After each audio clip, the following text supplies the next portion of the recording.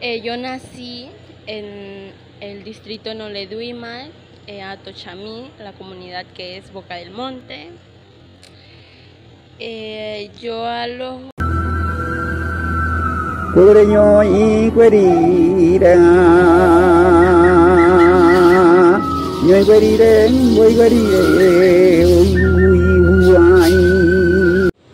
Y buena gente, ¿cómo están? Yo espero que se encuentren muy bien. Me encuentro con alguien muy especial. Es la actual candidata Bugoday de la extensión de la ONACHI de Boquete.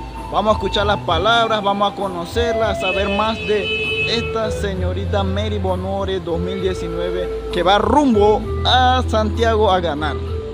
Vamos a escuchar y los dejo con este videazo para que conozcan a la participante de Bugoday. Vamos allá.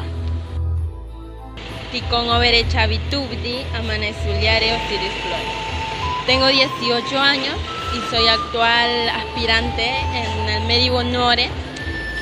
Como todos sabemos, se va a llevar en Santiago de Veraguas. Nosotros como Grupo Cultural de Boquete tenemos aspiraciones donde es, después de este festival, poder incentivar a más jóvenes como en estos lugares. Muchos de los jóvenes no le toman como la importancia a lo que es nuestra cultura, y entonces nosotros como jóvenes lo que vamos a buscar, a tratar de formar más nuestro grupo y poder incentivar a más jóvenes para poder llevar a cabo diferentes actividades culturales.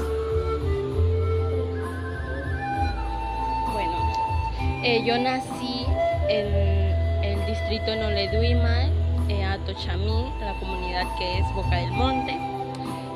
Yo a los 9 meses, mi mamá, lo que ellas me han dicho, pues me llevaron a vivir allá en Boquete y allá me he quedado todo el resto de mi vida y hasta hoy.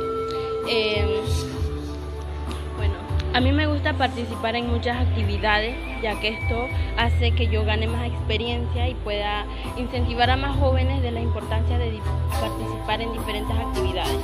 A mí me gusta también lo que es cantar, aunque no canto muy bien, pero hago el intento, y bueno, me gusta participar en lo que es la iglesia y poder, como todos sabemos, poner todo en la mano de Dios.